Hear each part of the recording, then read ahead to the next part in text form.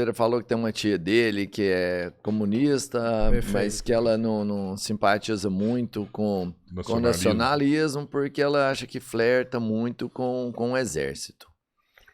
É uma impressão minha que os países socialistas, por exemplo, eles têm exércitos fortes e que são muito apegados realmente ao líder. Perfeito. Né? E não é impressão minha que geralmente esse exército, a população não é tão simpatizante com o exército, é como se o exército fosse uma força também contra a própria população nesse sistema. Veja. Sabe, o exército é usado para educar, doutrinar, ou com raras exceções, punir severamente a população. Pode ser que sim. Veja, se você for pegar a nível de histórico das experiências socialistas, você praticamente não tem história de exército no golpe de Estado, por exemplo. Né? Na União Soviética isso não aconteceu, na Iugoslávia isso não aconteceu, em Cuba isso não aconteceu, no Vietnã isso não aconteceu, na China não aconteceu, no Laos não aconteceu.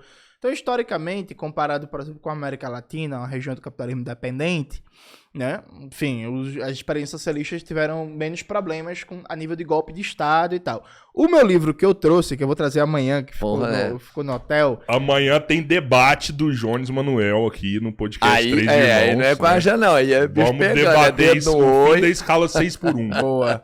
No meu livro mais recente, A Batalha pela Memória, Reflexões sobre Socialismo e a Revolução no século XX, eu faço debates sobre experiências socialistas no século passado, né?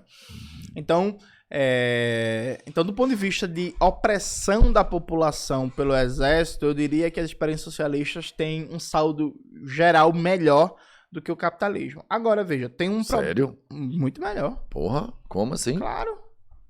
Vamos pegar. Quando tu pensa em experiência socialista, tu pensa que o maior símbolo é a União Soviética, perfeito? Não, pra mim não. Perfeito, é isso, então. Ah, tá. Nunca, a União Soviética nunca deu, o exército soviético, o exército vermelho, nunca deu um golpe militar e matou, como a ditadura empresarial militar matou no Brasil. Aí tu vai dizer assim, mas Jones, teve muita repressão na União Soviética. Teve, liderada por civis. A nível de exército, que a gente tá falando, de militarismo... As Forças Armadas soviéticas nunca tiveram a mancha de sangue nas mãos que teve o Exército Brasileiro. O Exército Brasileiro matou mais na ditadura? Do ponto de vista de liderança do processo. Veja, a gente não está falando só de uso de Forças Armadas para reprimir. A gente está falando de militarismo, de Forças Armadas na liderança do processo. De uma ditadura militar, de um governo militar. Nunca teve um governo militar na União Soviética. Mas assim, só para me entender essa parte melhor... Isso não é uma informação, porque a gente, sendo brasileiro e entendendo todo esse processo que aconteceu, que a gente tem essa informação mesmo que, se a gente for olhar lá, não vai estar falando que aconteceu. A gente sabe, né? Sim. Tem o segredo de Estado que atua muito fortemente aqui também. Mas muita gente viveu esse processo, então tem o boca a boca, tem, vamos pensar, os fatos relatados de um para outra pessoa. E lá, a gente não tem. Aonde? Na Rússia, por exemplo, essas informações da Rússia, em especial, sempre foram muito fechadas. Assim, sempre foi. Mas a Rússia é mais fechada. A gente não tem informação da Rússia igual a gente tem, por exemplo, de vários outros países. Não, eu tenho, Roberto. É só procurar. Nos sites certos. Eu é que não sei procurar eu concordo com isso também. Você procurou? Não, procurei uma vez com o Vladimir, poxa. Não, porque assim... Falei, como é que era esse negócio lá, Vladimir? Ele falou, era assim. Até então, agora, a segunda opinião. Se tu ficar vendo, por exemplo, a Globo, a Folha de São Paulo e o Estadão, realmente, mas, por exemplo, citando outra pessoa, a Rose Martins, é uma analista de política externa, e estuda a política externa russa há muitos anos, vive dando entrevista para a revista Fórum, já trouxe ela várias vezes no meu canal, tem a Rússia Today, que é a emissora russa, que tem notícias muito boas, tu acha no Opera Mundi, no Le Monde Diplomatique Brasil, enfim, não existe dificuldade de acesso à informação russa. O que pode existir, talvez, seja uma barreira linguística, que é isso, ler em russo é uma coisa, né? Ler em espanhol, ler em italiano, ler em francês, inglês, que é uma língua, inglês, né? É mais fácil, beleza, é uma barreira linguística, mas assim, essa ideia da Rússia mais fechada, mais difícil de conseguir informação, isso não sustenta não, é muito tranquilo. E assim, mas na época do Stalin era muito mais difícil de conseguir informação e tal, veja, era sim, não, porque assim, tem que ver também com o que você tá comparando, percebe? Porque, pô, vamos lá, na época do Stalin, o Brasil tava no Estado Novo. Tipo assim, o Brasil era melhor? Não. Na época do Stalin, os Estados Unidos, por exemplo, no sul dos Estados Unidos tinha um regime de apartheid, o regime de Jim Crow de segregação racial, e que se negava, por exemplo, não existiam estatísticas oficiais de violência contra a população negra. Então os dados de quantas pessoas eram linchadas, espancadas, sumiam, desaparecidas por causa da violência racista, eram dados que tentava o Partido Comunista, os movimentos negros, tentar produzir. Existia um apagão oficial de dados para não se dar a dimensão da violência que ali existia. O que a gente tinha, inclusive, fundamentalmente, eram relatos de viajantes.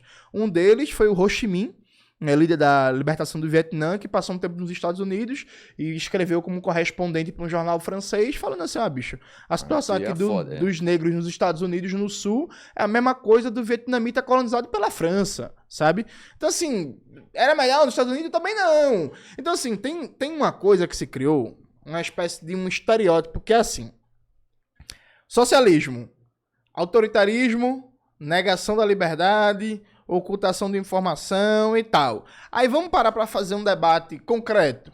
Assim, objetivo.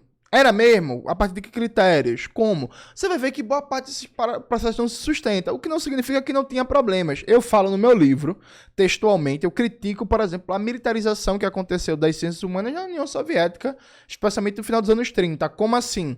Chegou um momento na União Soviética que certas querelas teóricas viraram questão de Estado. Então, dando um exemplo clássico, existe uma polêmica muito grande dos juristas soviéticos entre o Eugene Pachucanes e o Andrei Vyshinsky.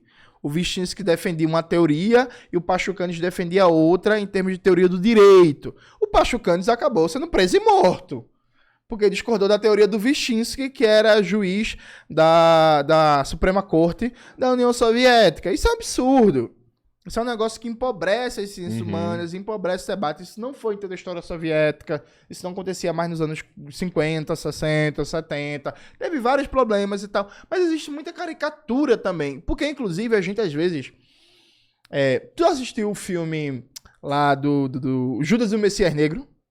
Pô, não vi não. Viu não? Vacilo, hein? Filmão. Eu vejo muito pouco filme. Série, então zero. Mas pronto. Vou anotar aqui, fala aí. Assista aí, o Judas e o Messias Negro.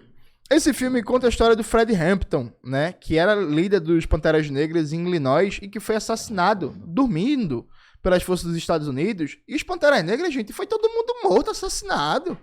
Isso faz pouco tempo, minha mãe tava nascendo, anos 60. Tem Pantera Negra que até hoje tá preso, condenado a 50 anos de prisão. Por quê?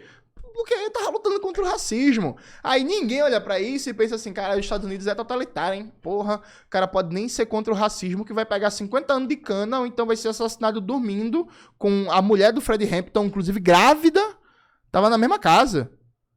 Doparam o cara e mataram ele dormindo.